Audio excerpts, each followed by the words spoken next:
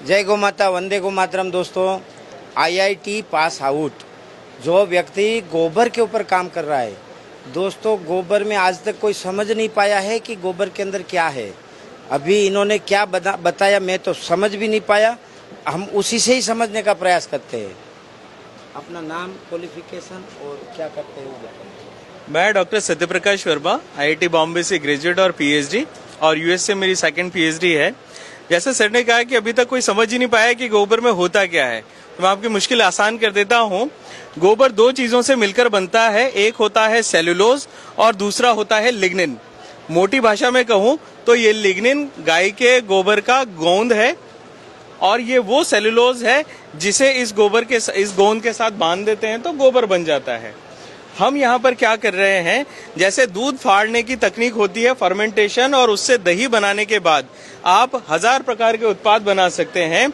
Same उसी तरीके से यदि आप गोबर के दोनों तत्वों को अलग अलग कर लें तो इससे आप 1000 प्रकार के नए उत्पाद बता सकते हैं। क्या बात है। उदाहरण के तौर पर ये जो यहाँ पर आपको पाउडर या फिल्म की फॉर्म में दिख रहा है, ये अल्फा नैनो सेलुलोज है।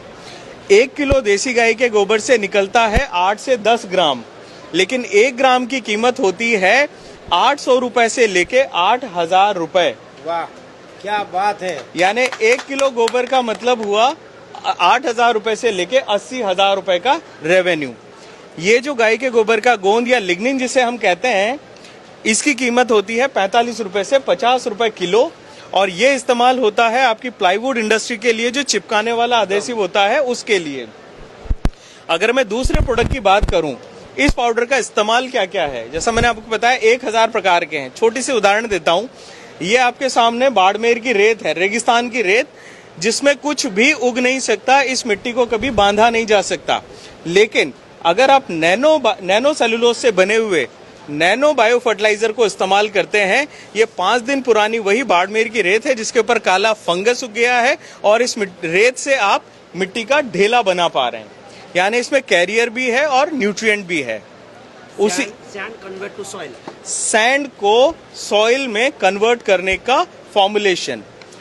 दूसरा, अगर आप देखेंगे ये नैनो पुट्टी है। अगर आप इस पुट्टी के बोर्ड को रगड़ेंगे, ये पुट्टी आपके हाथ पे नहीं आती। दैट मीन्स ये बेसिकली सरफेस के ऊपर कोटिंग का काम कर रही है, जबकि पुट्टी, नॉर्मल पुट्टी ये काम नहीं करती है।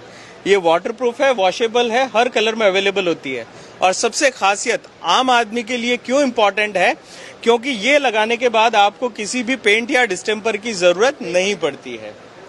तो मोटा मोटी भाषा में कहूं, अगर हम गाय के गोबर का प्रसंस्करण करें और उससे नैनो सेलुलोज और लिग्निन सेपरेट करें तो हम गौशालाओं को भी आत्मनिर्भर बना सकते हैं, और गौ माता के जो वेस्ट उत्पाद हैं उनसे बहुमूल्य चीजें निकाल के हमारे पशुपालक, गौशाला और राष्ट्र सबको समृद्ध और आत्मनिर्भर बना सकते हैं। ये मेरा लक्ष्य भी है। तो बहुत बहुत शुभकामनाएं, बहुत बहुत साधुवाद। ईश्वर आपको ऐसे ही पागलपन भरा रखे आपके दिमाग में, ताकि और संशोधन करे, और इतना संशोधन करे कि गाय का 1 ग्राम गोबर 10,000 का हो जाए, है ना। एक चीज और मैं कहना चाहूंगा, मेरा मानना है कामधेनु वेद और विज्ञान का सेतु है।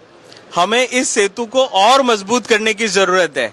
आध्यात्म अपनी जगह है, लेकिन उसका वैज्ञानिक जो अनुसंधान है उसके ऊपर भी काम करना चाहिए, और जब दोनों मिलकर काम करेंगे तो ऐसे ही मिराकुलस या चमत्कारिक प्रोडक्ट्स हमें मिलेंगे। Thank you. तो दोस्तों, मुझे तो आप लोग पागल कहते ही हो, क्योंकि मैं तो पढ़ा लिखा नहीं हूँ, फिर भी गाय के इसे उसमें घुस जाता हूँ और बोलता हूँ। लेकिन ये तो आईआईटी पास आउट बोल रहा है, अमेरिका में। हाँ, और अमेरिका में भी पीएचडी करके आया है। तो गाय सच में एक विज्ञान का स्वरूप है।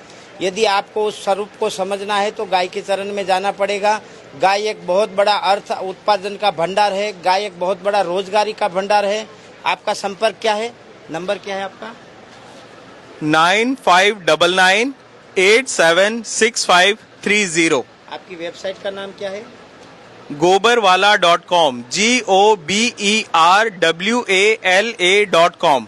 ये गोबर वाला एक और पागल पागलों पे पागल। तो ये तो पूरा राजकोट का गोटेक है ना, वो ऐसे लोग आए हैं कि आप साइंस की परिभाषा को समझने के लिए यहाँ रूबरू आना पड़ेगा। इतने एक से बढ़कर एक विज्ञान को लेकर आए हैं और यही देश की सफलता है कि इस विषय को लेकर देश के युवा आगे बढ़े ताकि और जानकारी नहीं निकले। वंदे गो मातरम, भारत माता की जय।